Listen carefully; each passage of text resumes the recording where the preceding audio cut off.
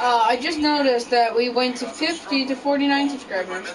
I'm a little devastated because of that. I really wanted to get to 100 in the next 2 years, which for like someone like PewDiePie, I want to get 50 subscribers in 5 seconds. But for me, that 50 subscribers was 3 years of work. And now I can just say, I'm a 49. I'm a 49er. Wait, that's a team. I can't say that or I'll get copyrighted. I'm a 48 plus 1. If you do see these streams or bots or whatever YouTube calls them, please subscribe, even if you're not subscribed right now. It's free, and you can always unsubscribe if you really want to. I don't stream. Okay, I stream a lot, but you can just turn off notifications. I just like the feeling that people like the content I produce because I love producing it. And if people don't like it and people are unsubscribing, I don't feel happy making it. The only reason why I get motivated in the mornings is, I know this is like such a bitch move. I lost 1 subscriber. I'm so sad. Boo hoo hoo. Or something like that, but I really would appreciate 50 subscribers again. Yes, I could just make an alt account and just subscribe to myself, but that doesn't seem fun, and it seems like a huge waste of time. That's my biggest issue right now. I don't care. Being as big as I am right now at 350 pounds, I'm still going to die early. And if I'm being entirely honest with you, and I see no reason not to be entirely honest with you, but I don't want to worry you guys, I don't care about dying. The attack did not go well. Basically, a lot of stuff had to be burned to cease the disease, but now we have these. It's basically our symbol to be friendly to the wool people so that they'll be friendly to us, but for right now we don't know if that will happen, and this is still our only hope. Alright, well, this thing, I don't even know what it is. I just decided to add some layers. I should add some more. Even a piece of shit, racist, garbage Nazi is better than you. You are the worst. Well, as you guys know, we talked about this previously on the channel here. It doesn't matter what words you're using to respond. All that matters is how you're responding and whether or not you're responding. What his argument should be is nothing. Because high self-esteem people don't have an argument. They just go, haha, yeah, and then move on with their day. Arguing with random people on the internet is like the biggest sign of low self-esteem and just generally being a loser. This might be a bit harsh here, but I think that the amount that Boogie justifies and argues over anything really just kind of highlights how much of a loser he is. He has 4.4 million subscribers and he's getting butthurt over trolls in the chat. Like, think about that. He's been doing YouTube for 14 years and he still gets upset over trolls on the internet. Boogie, you need to grow up, bro. That's like Bill Gates getting offended by a homeless dude's financial position. I've seen 2-month-old Twitch streamers with 5 viewers getting less butthurt over trolls than this dude with 4.4 million subscribers and thousands of views. Well, I don't really have any samples besides this. I'm really scared to place them, but here we go. The corruption is back. Probably going to take a while to activate. And the fence didn't work at all. So I might as well just, I don't know, use these things. Damn. Yeah, we might as well use this thing. No one's mind has ever been changed in the history of the world by arguing. You're just making yourself look a little bit more weak-minded to your fan base. Let's discuss. And bam, let's see if that controls it until it wakes up and starts talking. He even posted this video, I've changed, 1 month ago, and the comments are actually hilarious. It's all people thinking and saying the exact same thing. I've changed, season 69, episode 420. Look for the Well Health Cool. Safety Seal outside. I'm just gonna look at some mods of Friday Night Funkin' while I'm playing. 3, 2, 1, go!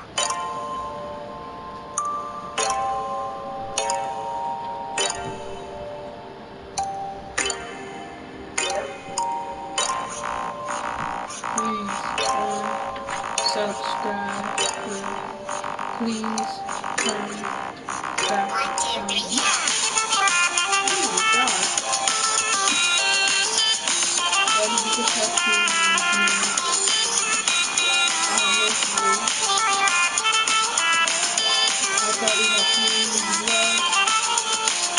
I don't even see how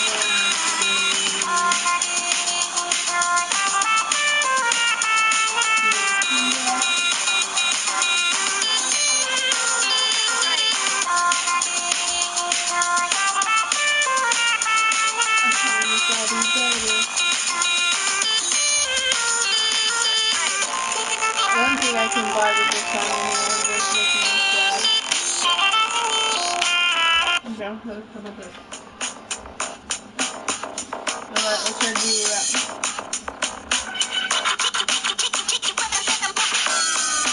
It's Friday night. It's actually Saturday day for me, but who cares?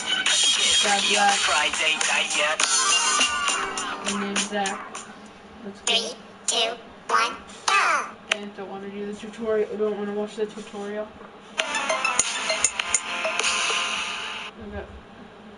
I don't like this. 3, 2, 1, go!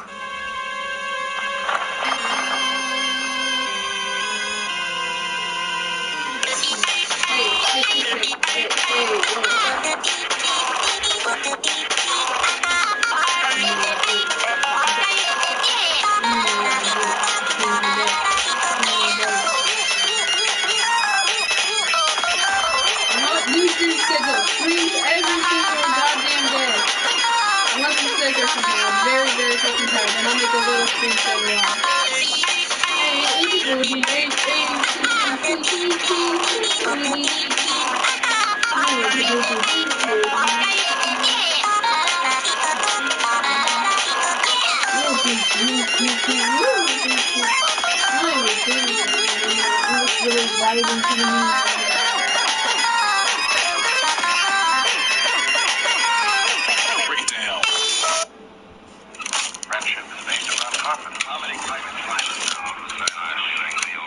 Hello ladies and gentlemen, and welcome to The Right Opinion, the home of a twat with too much free time. And as I'm sure many of you know, I am a gamer. It is a bona fide fact at this point. From my early period throwing knife montages to my entourage on GTA 5, my gaming skills are seldom equaled, and certainly not by anyone who I am covering today. I am the epic gamer your parents tell you about, so you better hide your wife. And in true gamer fashion, we are going back to the world of video games with one of my most requested topics of all time. And that topic is Yandere Simulator, an anime-based game. Anime, my favourite. What do people who like anime talk about? Hello, fellow anime watchers. Ooh, I'm gonna level with you guys here. One of my most commonly asked questions is if I watch anime, and although I have seen a couple movies when I was younger, Spirited Away, Howl's Moving Castle, I haven't really had the chance to enjoy much of it. Although I've heard great things, and I really do respect the art, some of it looks truly beautiful. Now, anime has been relatively popular since the early 20th century. It obviously originated in Japan, and often represented the cultural zeitgeist. The development of digital mediums has allowed the art to flourish and expand into new genres. One of those, of course, is the video game genre. There are many anime video games, and it was in the video game heyday of the 1980s that anime-inspired video games and video game-inspired animes rose to prominence. Since then, their popularity has continued to extend beyond their borders, with the style attaining international prestige amongst a variety of audiences. I also want to take a moment to talk about manga, which is typically used to refer to comics and graphic novels, often created in the Japanese style. Manga precedes anime, and although mangas may be made reflecting an anime style, they are by no means the same. However, there is overlap, and that overlap can be demonstrated in many characterizations. This is where we meet the yandere.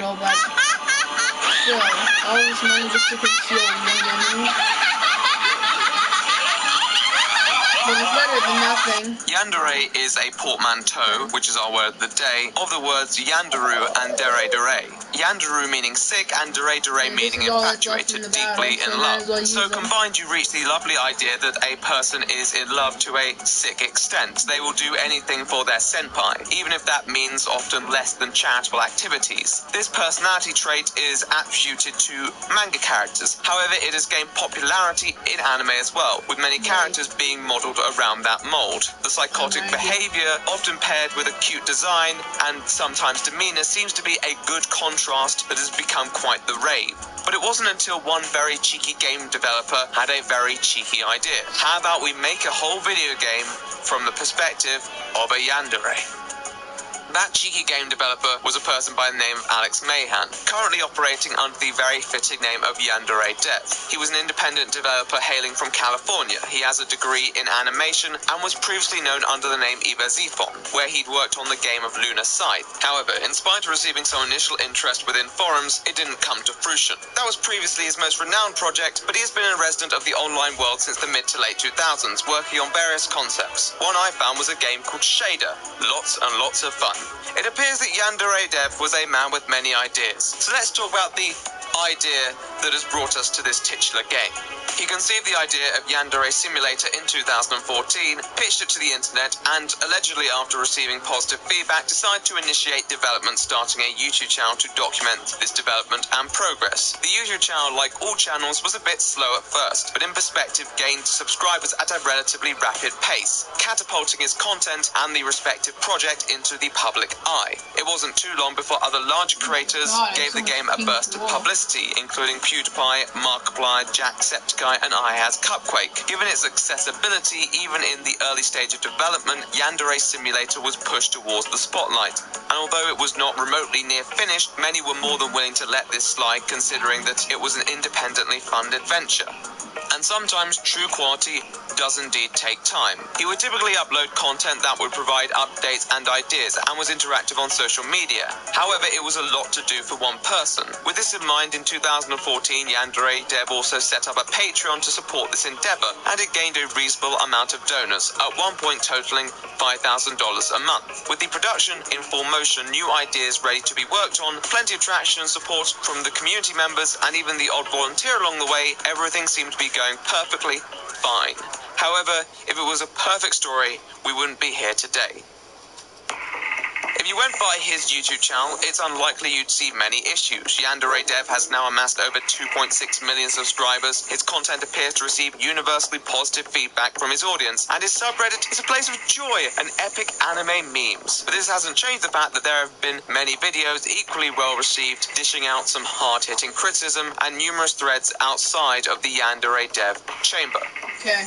You see, our friend Alex here seemed to have a lot of creative ideas, which definitely gave hope to the project on principle. However, as time passed, in spite of the notion that these ideas were receiving support, many began to become frustrated with the lack of progress being made on the game. 1 year passed, 2 years passed, 3 years passed, 4 years passed, and people didn't feel like they were seeing results. Now, many games take a long time, and with one developer, it was obviously not expected to be completed too quickly. Rome wasn't built in a day. However, many began to challenge whether this project was comparable to Rome, or whether it was more of a, well, Pompeii, with criticisms going after his management, development, and even basic ability in the pursuit of this vision. There were a diversity of criticisms to cover on this front, but many also claim that Yandere Dev's response was regularly documented to be lacking the filter that many creators may have when dealing with criticism. This led to additional criticism for his demeanor and attitude, with many stating that his hostility and often censorious response to criticism shows an arrogant and entitled side to him that he hadn't earned yet. Others who defended him said his responses were just those by an individual under a lot of pressure to deliver a game that has been weighing on him for a long time. Add this to a load of other drama regarding attitude and treatment of those around him, responses, alleged harassment, all escalating in severity, and you ended up with a very messy case indeed that came to a head in the year of 2018. If you're confused, don't worry, I'll do my best to get through all of it, and maybe we'll make some more friends along the way. Full disclosure, Thaf9, my good collaborator friend, put out this tweet which did significantly well in the Twitter sphere, and in a reply he then stated that I was making this video, which led both Yandere Dev and a prominent critic of his to reach out to me. Overall, they had quite little impact on my script, but as always, I will put it out there and I will clarify that unless you're someone like Austin Jones, I'm not here to bite your head off. There's going to be a lot of criticisms and opinions from me, but as always, I encourage everyone to form their own. I'd also stress that some of this criticism is retrospective. You'll know by the tense I use. There is no guarantee that individuals involved feel the same today about a lot of these things, but these instances have had a butterfly effect onto the current situation, and thus cannot be ignored. No. Let's talk about the video game that was almost completely derailed by internet drama. Ladies and gentlemen, it's gamer time. Given that the root of this video is the game and the origins, I think it's most appropriate that we begin there. Yandere Simulator as a concept was conceived around the 2014 period. Now, at first, Yandere Dev was a one-man band working on the project. He may have had a lot of drive, it's hard to tell completely. In a late 2014 interview with Tech Raptor, he seemed to be pretty motivated. He had some decent ideas of what he wanted to do with the game, even if they weren't fully realized. But you don't exactly need them to be at that point. He also appeared to genuinely enjoy interactions with his audience over the delightful medium of emails, stating that it filled him with joy. At the end of the interview, he committed to making a game that would fulfill expectations and not let anyone down. But that is easier said than done. Projects on a large scale are always a challenge to an extent. You would inevitably go through periods of high and low motivation. Developing a game is never an easy process. However, there are also things you can do to facilitate the development of a game to maximize the efficiency and to make sure you're able to turn out high-quality product in good time without being sidetracked by menial issues. These are all important aspects of management without even considering PR. PR meaning that you need to build hype and turn out content that eventually justifies the hype. Now, Yandere Simulator is clearly a neat concept that is popular with many people, but it's also just a game, and given the fact that the developer hasn't exactly released any other acclaimed work for people to build off, in spite of its popularity, a trust in this developer and his ability to deliver a game has to be earned. With the almost immediate success of Yandere Dev, on principle, it seemed like there was a lot to celebrate. When a concept is popular and takes off, you have a lot of momentum, and a lot of people and businesses wanting to provide their services. However, if you're not prepared for this success, then it can yield many problems for anyone. Probably one of the best examples of this is child stars. Now, children need to be represented in media to an extent, and many of them deal with it reasonably well. However, for those who have been thrown into the spotlight at such a young age, whether it was due to a hit song or an iconic film performance, many don't deal with the sudden spotlight and pressure too well. Many end up in rather uncharitable places. In many instances, it's the case of peaking so early and having so much pressure to maintain that. In other cases, it's simply not being prepared for the responsibility the success brings. Although Yandere Dev is by no means what one would consider a child star, the Yandere Simulator's spontaneous success was somewhat equatable, and I don't think Yandere Dev was remotely ready for what it meant, not just as a creator, but as the developer of a game. Although the 2014 origin was pretty relaxed, 2015 was met with a huge spike in attention, with the aforementioned creators showcasing the game to millions of fans. Publicity can be premature, and for Yandere Simulator, it was. Let me explain why.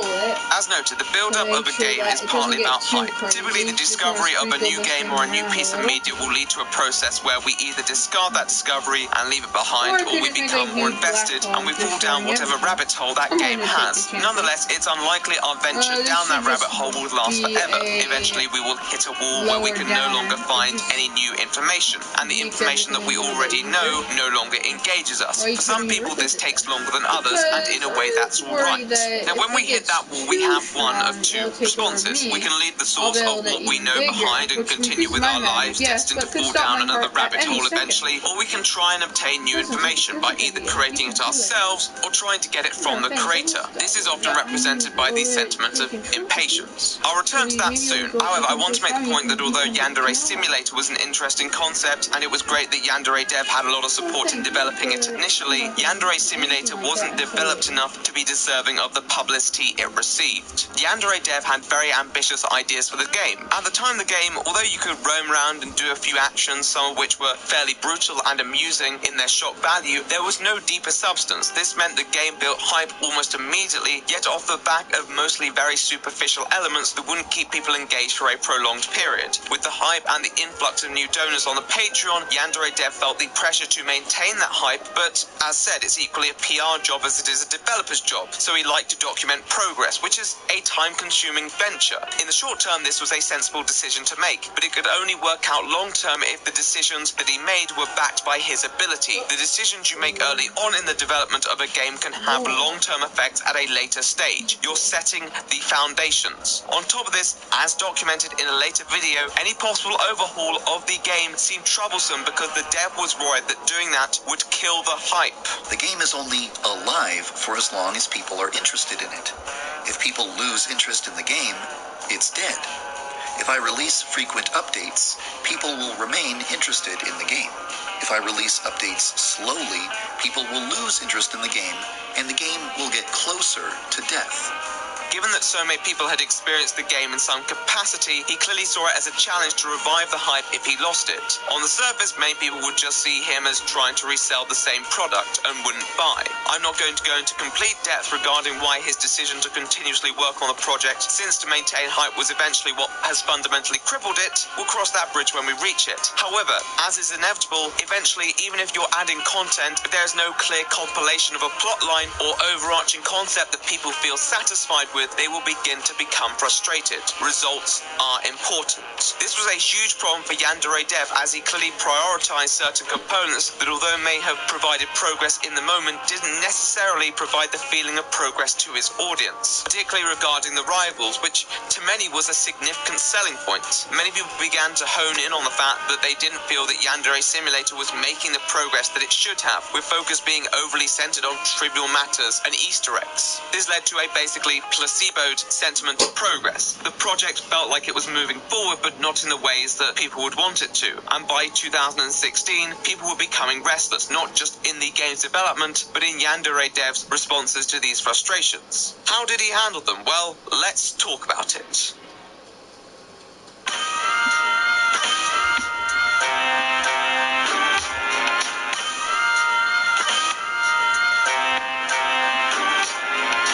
Now, Yandere Dev is an interesting person. His past shows that he was never the most socially apt, and when you watch his videos, you receive the impression that he isn't a massive, people-loving extrovert. So it's clear that he wasn't used to this level of positive attention. What this can do to a person is often varied, but given that he was always a bit of an oddball, the outcome wasn't exactly favourable. It's hard to say exactly where the switch was flipped, but at a point the feedback he received was no longer universally positive. He just stopped taking it with the decorum that one might expect him to, and when questions started being asked, they looked to you to answer. And let's just say he didn't exactly provide the desired responses. Arrogant is a word I see used a lot, and honestly, I completely understand why a lot of people had that opinion. Particularly in 2016, there are multiple screenshots of him being incredibly short-tempered with people who were making inoffensive to good faith criticism. He likes to use the word stupid a lot when describing anything he doesn't like, which in the wrong context can come across as rather superior. He would regularly clash with fans and critics alike. There was one situation where a fan was using a mod, and in response to this, Yandere Dev kicked them from the game and left him an interesting message. Honestly, the video is a bit pissy, but it's obviously just a fan who's annoyed. And as videos go, it's fairly mild-mannered. It'd be reasonably easy to diffuse as a creator who the fan probably looks up to. Instead, Yandere Dev responds by going on an angry diatribe about how this guy's a dumbass and he can F right off. When asked to justify this on Reddit, maybe saying, oh, it was just a heat-of-the-moment thing, he stated that he was a passionate guy. He didn't really see any issue with that tone because he's a person who puts his all into this game. But it's not that simple. You can work hard on something, but that doesn't give you free license to be a colossal dick about it. This is what people mean when they speak about arrogance. They mean this attitude that someone is entitled to behave in such a way because of a greater cause that they are participating, when those things are not connected at all. You're not above certain principles of civility, and sometimes as an adult, as a public figure, people will hold you to much tighter accounts. This was a pattern with Yandere Dev. I could go all over these examples, but I'd just be repeating myself. He frames it as honesty and him speaking his mind. But being honestly unpleasant is still being unpleasant. From the position he was in, it came across as arrogance as well, and as we'll find out later, when other people were unpleasant back to him, he didn't take it well. Nonetheless, this isn't my favourite example because eventually he didn't just go from responding badly to audiences who were impatient, he went to blaming them altogether. Until recently on the Yandere Dev wiki, it stated that Yandere Dev is best known for working really hard. It's almost like Yandere Dev wrote it himself. Well, it's possible he did. However, as mentioned, many people have doubted that, given the slow progress. But in 2016, he decided to finally explain what was holding him up. What was Yandere Simulator's biggest problem? Well, you might be surprised. In this now removed video, Yandere Dev blames emails for the prevention of progress on the project. Yes, emails. You are probably sick of hearing about it by now. I'm certainly sick of talking about it. I'd love to stop bringing up this subject, but that can only happen when it stops being the biggest problem I'm facing. In fact, he stated that he spends 8 to 12 hours a day on them. I receive an avalanche of emails every single day. Depending on how much email I get, sometimes I spend between 8 and 12 hours going through my email, leaving me with no time left in the day to write code for the game. Now, this is where the contradiction appears, because you must be thinking to yourself, well, these must be important emails if you spend so much time on them. Well, they're apparently not. When you send me a stupid email, you are actively sabotaging the game's development. If you want this game to come out faster, you should not email me unless it's absolutely necessary. In fact, throughout the video, he brands a high majority of these emails as stupid. He goes through each category of stupid emails. I do wonder how this video flew with anyone who isn't stupid, because there is no way that this makes any remote sense. I strongly dislike this video, whether it's the floating screen demon or his incredibly condescending tone, like he's talking to a bunch of 12-year-olds, though he might be, I don't know his audience. That's my feelings. But even feelings aside, this was about as watertight as the Titanic. Post-iceberg, of course. The emails that I receive fall into 5 categories: volunteers, bug reports, questions, suggestions, and fan works. I don't understand. Firstly, I'm surprised and somewhat skeptical that as many people as he said emailed him. Secondly, if so few emails that you receive are worthwhile, although they can be irritating in the moment, what was stopping him from either not bothering to open them or just opening, seeing what it's about, and once they've been deemed stupid by his standards, closing them again? Stupid emails should take less than 10 seconds to check, and doing the maths, that means he was getting through a lot of emails in a day, and I found it hard to buy that he was just engaging with every last one. If someone volunteers to help me out, and they don't include any examples of their previous work, I immediately delete their email and move on to the next one. I'm not going to waste my time typing an email that says, "I don't know whether or not I want your help. I haven't even seen what your work looks like yet. Show me what your work looks like first." Oh wait, he does that too, so he might just be held up by the volume of emails. How many emails would he be receiving though? If he was receiving emails from so many people offering to volunteer, maybe he should have a volunteer for his emails. The video seemed like a rather mean-spirited way for Yandere Dev to scapegoat his own audience as the reason for his shortcomings. It's basic management, and blaming your audience because you can't handle it is just daft, implying that they are sabotaging the development. It's ridiculous. Making a simple request for less emails is fair enough, but telling people that sending emails is ruining the progress of the game is not just blatantly untrue, but do you not know about the Streisand effect? Why would you bring more attention to your emails? Pretty sure the Yandere Simulator demographic aren't the biggest users of that medium of communication. Why would you remind them that it exists? It's like Superman making a video about how people shouldn't bring kryptonite near him. It's a waste of time. He wasted his time making a video about how emails are wasting his time. Stop. Stop right there. After 2 years of this nonsense, I've already heard every single possible suggestion about how I can solve my email problem. There is no idea that you could possibly suggest that I haven't already shot down. So don't send me your brilliant ideas for how to solve my email problems, because it's not going to work. The only way you can help me solve my email problems is if you stop sending me emails. You can see what part of time management I'm not really a fan of on his behalf. Even if the video is not intended as a scapegoat, it's clear he cares too much about things that can be handled fairly easily. As noted, he definitely has his limitations. However, capability to not spend whole days on going through emails should not be one of them. Of course, he didn't recognize that, and after listing out all the ways you shouldn't email him, does actually address some of the rather unpleasant interactions that he's had. However, he does it by making a monologue about how he's descending like some kind of anti-hero over Beethoven's No. 7 Symphony, as if the boy thinks he's slick. You know, there was a point in time when I was a very nice and patient person. But working on this game for the past 2 years has been very stressful, and it has sucked all of the niceness out of me.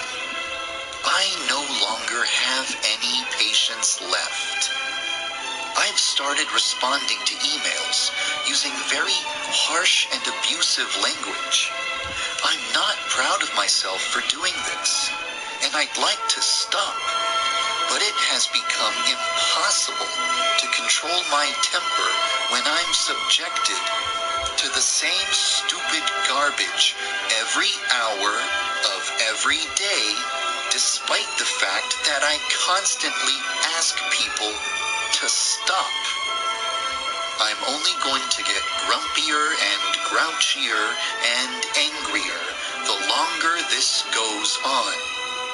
Please stop sending me stupid emails. We all deal with stress in different ways, and it's okay to open up about these things, but Yandere Dev has a way of doing it that just seems to push blame onto other parties, even those who may admire him, and he's just so unnecessarily irritable that it makes it very hard for others to empathize. This was the first time it appeared that he had made a seemingly direct video addressing these issues, and it didn't give me hope for the coming years of research. It seemed to lack a sense of responsibility and understanding of the life he's living and what comes with it. But it was about to get even deeper than that. But let's talk more about his time wasting.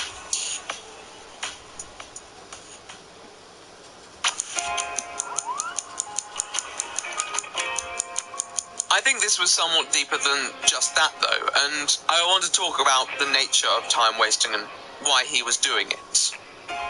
Yandere Dev had a problem known as chronic justification syndrome. It is the motivation to respond to every single criticism and suggestion to give the impression to your audience that you are on top of everything, you are in control. Do I think he's exaggerating in his emails video? For sure. I highly doubt he ever spent 12 hours a day on his emails, but it wouldn't surprise me if he did go about responding to various people who didn't require responses. There are more reasons for this that I'll also divulge soon. As a creator, you have to understand that with an increased audience, you will undoubtedly not be able to respond to every single person who criticizes you, because it is terrible time management. But also, unless you actively enjoy it, it's a mentally depleting activity once you reach a certain size. So wrapping himself up making videos, going through emails, is obviously going to hold you up. Yandere Dev clearly feared people having an image of him that he didn't desire, and therefore wrapped himself up in so much drama that it was almost laughable. Another heavily referenced example is this one, where he exchanges an email with someone from the wiki admin team. I think it was Yandere Dev Wiki. Once again, I don't know the exact context of this, so I can't say if he has a point or not, but it doesn't sound like a particularly necessary problem. It's a case of control. He likes to control the narrative regarding how people perceive him. This is probably because in 2016 he was called out for his previous persona, who went by the name of Eva Zephon. I think that's how you pronounce it, though I could be wrong. And how this person had behaved in communities. Honestly, regarding this whole discussion, there's a lot that, I'm not going to hold against a person. All I'd say is he's quite strange, and I think many people felt the details were a little discomforting. There's a whole additional drama attached to this, which has been covered in some other very in-depth videos. He used to be active on the delightful hub of 4chan, which is where he originally pitched the idea for Yandere Dev. However, they had a field day with this situation and a fair few others, so now he hates them, despite the fact that he made the, quote, most anti-SJW game in existence, and they rejected him. What a sad story. There were a few more serious claims we'll briefly touch on now. Most worryingly was the claim of paedophilia, for which his response left me feeling a degree of confusion. There's been a lot of discussion about whether he was in favour of certain less than palatable activities, though he does seem to have clarified them now. He also responded to the claim that he'd received news from an underage person, and I mean, it's all rather incoherent. It does seem like he's just adjusting a statement to the tune of the criticism that he was receiving, but there's not really too many more details to this. There was one account against him, and although a detailed testimony, there's no verifiable physical proof, so do with it what you will. On top of this, there was a pastebin detailing what is allegedly him trying to groom a younger individual, but pastebin's format doesn't make it a particularly reliable source, unfortunately. Now, it's fair to say that Yandere Dev is a strange character, and his internet history is not flattering to say the least, but it's also because of that it's not entirely clear if or where the truth ends and the lies begin in this case. We've seen a few situations where strange behaviour is escalated with additional claims that turn out to not be entirely true, which is why it's hard to speak conclusively here. However, there is something conclusive it can tell us. Simply put, with all these old posts and new claims floating around, it would likely make Yandere Dev fairly paranoid, and explain why he may have felt the need to constantly defend himself because he wanted to stomp out criticism and to, quote, debunk the narrative while it was still fairly fresh. He didn't want it becoming the predominant perspective, though, as noted by this volunteer, it's probably worth remembering when considering working under him. If 2014 to 2015 was the high, 2016 was the hangover. Yandere Dev did not seem to coherently understand both sides of popularity. He appeared to have faced these claims back in 2015, but it seems that people didn't really clock how this was affecting development of Yandere Simulator until early 2016. But okay, if his behaviour was not how to deal with criticism, how should he deal with it? It's important to remember the source of the impatience, the game itself. The fact is that regardless of whether Yandere Dev was a good or bad person, a sensational majority of the fanbase just wanted the game, and there will always be a small minority who will criticize you for other things. Now, when you become successful, you need to adapt to that success. That's something that Yandere Dev clearly couldn't understand, because although he had hired volunteers and made a commitment on his Patreon that he'd be hiring volunteers after a certain amount, which he did hit at one point, given his lofty ambitions, he clearly didn't have a grip on balancing the outsourcing and what he wanted to talk about himself.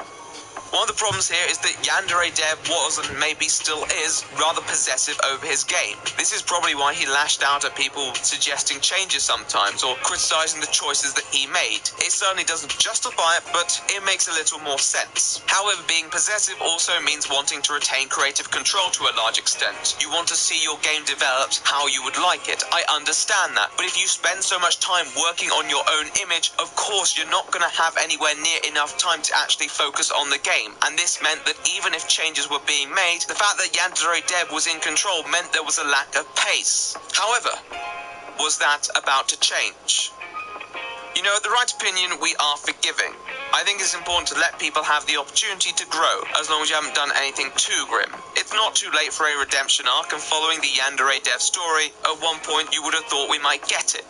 Now, email bollocks aside, the root of the problem that anyone could draw from what we've looked at so far was organisation. It's clear that given the output, if it wasn't laziness, which, you know, I'll entertain for the benefit of the doubt's sake, he clearly wasn't handling it well. And at the start of 2017, this seemed to be an issue that he was finally coming to terms with. Let's talk about the speed of Yandere Simulator's development, the obstacles that are slowing down development, and potential solutions that could speed things up. I mean, obviously, it's a complex discussion on principle. We know that Yandere Dev hires volunteers, so he's not necessarily doing this alone, and those volunteers are quite involved within the creation of the game. 90% of the things that you see and hear in Yandere Simulator would never have been possible without the help of those talented people. However, all of these amazing assets come at a cost. I am the game's director, producer, and manager. I am also the lead artist, and the lead animator, modeler, composer, etc. I don't create artwork or animations or models or music, but I am in charge of managing and directing all of the people who produce those things for Yandere Simulator. I am also the game's only programmer. I must perform all of the responsibilities that would normally be performed by about 10 different people if this was a real game company. In spite of this, he is still heavily involved in managing each area. As the director and the manager, he needs to make sure it comes together to make a cohesive vision. Something that, on principle, I do empathize with. This is covered extensively in parts 1 and 2 of a set of videos that cover the delays of the game, and exactly how he plans on resolving those problems. Wow, we were making progress. So how did he resolve those problems? Let's talk about it.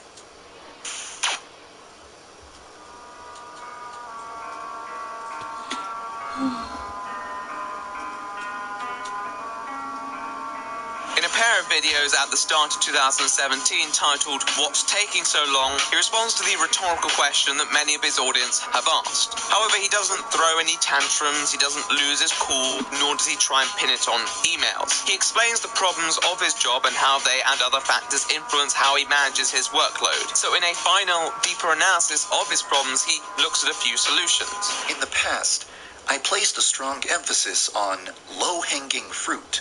In other words, features that could be implemented within 2 weeks, with minimal assistance from volunteers. So, for a long time, I was able to add significant new features to the game every 2 weeks. But eventually, I ran out of low-hanging fruit to implement. The next step was to work on the medium-hanging fruit, which required more collaboration with volunteers and more programming work than before. This is when features started to take 4 weeks or several months to implement. The fruit that I'm aiming for now, Osana Najimi, is the highest fruit on the tree and requires me to spend extensive amounts of time speaking with volunteers, which leaves me with almost no time to actually write code. Now, some may question some of the statements that he makes in this video, particularly pertaining to his workload, and those questions would be completely justified. But whether he was being honest or not, he at least seems to grasp that the current rate of progress is unsustainable. Even though I devote almost every single hour of my life to Yandere Simulator, I've made 0 code-related progress on Osana over the past 2 weeks because of all the other things that take up my time and require my attention. I have no problem managing a team of people, and I enjoy programming, but there simply aren't enough hours in the day to manage a team of people and make significant progress with the game's code. I think that the most elegant solution would be to hire someone to take my place as the game's lead programmer, so that I can focus exclusively on being a director/producer/manager, while someone else writes all the code. I have specialties, but I don't specialize in most of the stuff that Yandere Simulator needs the most. I put forth my best effort, but if a more experienced programmer had been in charge of writing Yandere Simulator's code, they probably would have done a bunch of things way differently. The general tone of this video outlines that he's going to begin making inquiries regarding the outsourcing of various tasks, so he doesn't have to manage everything himself. He's seriously contemplating handing over control in executive areas. That, for many developers, may be a brave move, but it was a necessary move to him, because by keeping the production public and the game accessible, he had a pace that he had to maintain, and if he felt like he couldn't stop, it would not only sacrifice the speed of development, but the quality as well. However, how he would hand over control is another question. Let's discuss the possible methods that he presented. The first one was a crowdfunding campaign. Yandere Dev was planning to do a crowdfunding campaign at some point in the future regardless. This plan merely involved moving the campaign forward and hiring a team to work on the project earlier. Now, there are positives to this, such as the fact that it allows him to retain control over the greater product, even if he's assigning roles to other people. This would allow work to be completed faster and maintain hype for the upcoming game while staying in line with his model. Nonetheless, Nonetheless, it's also possible that at this point, people would feel insulted that he is once again asking for money on top of his Patreon, and the amount they've been waiting already would not justify this. The crowdfunding campaign was something he really should have been doing back in 2014. It's also possible that he may not have been able to raise the money at all, and that may be quite embarrassing for him as a developer. I could forget about Osana, launch the crowdfunding campaign immediately, assemble a team, begin refactoring the game's code as soon as possible, and then release Osana after the refactoring was complete. But I'm not sure if you guys would really want this. The second solution was that he contracts with another company to finish the game. The benefits of this were that he wouldn't have to ask for money from the audience, and thus avoids them receiving the impression that he's exploiting them, and he has the stability of a larger business supporting him if he ever feels like he can't hold up the project himself. It's more of a mutual support system. Nonetheless, this came with its own problems, particularly if this was done over contract. Giving up certain creative controls may lead to the sacrifice of one's vision, something that Yandere Dev was notoriously possessive over. It also led to being bound into a contract that, under strain, may cause the whole project to collapse. Throughout this video, Yandere Dev clearly paints himself as very skeptical towards businesses. I've already been approached by multiple companies who have expressed an interest in getting involved with Yandere Simulator's development in exchange for a cut of the game's profits. They've proposed deals that involve me giving up 50% of the game's profits, or losing ownership of the game's intellectual property, or removing certain features from the game. These terms are all very unappealing to me. So it seems that whatever option he wants to choose, there is a degree of reservation regarding them. That was a lot of pressure, but at the end of it all, it was an ultimatum. If Yandere Dev continued to try and do the project alone, the time it would take for the video game to be released anyway would kill the hype regardless. So he stated that he was prepared to take the plunge. There was one more option that he presented, but I'm gonna save that for later. Yandere Dev conducted a poll with these options, and the fandom decisively backed him to remain on the current trajectory. But the problem was, although preferable to many, maybe even to Yandere Dev himself, it wasn't sustainable. Yandere had continuously committed to wanting the game released by 2019, and there was no scope of that happening if he continued in the current direction. However, was this all smoke and mirrors, or was he going to follow through on a commitment for once? Well, not too long after, he posted a video which announced that Yandere Simulator was about to enter a collaboration phase. Alongside this, the criticism of the companies in the previous video had been reeled in a little. During this part of the video, I portrayed companies as evil, greedy entities that would steal money from me, take full possession of Yandere Simulator, and censor the game. It was a bad idea to portray companies like this, because not every game developer or game publisher is like that. The language that I used to describe companies in my previous video probably had a strong effect on the poll where I asked people what they wanted me to do. Let me take a moment to talk about companies in a non-biased way. Over the past 2 weeks, I've spent a lot of time speaking with a company that has experience developing games, publishing games, and also working together with struggling developers to help them finish their games. This company has a very good reputation among indie devs, and their name came up numerous times when I asked other developers to recommend a good company to work with. When I asked people for their opinion on this company, nobody was able to tell me a single negative thing about them. Yandere Dev had made the decision to go towards a publisher or developer rather than a crowdfunding project. Who though? Well, a publishing company named Tinybuild. Tinybuild are an independent games company based in Washington, the state not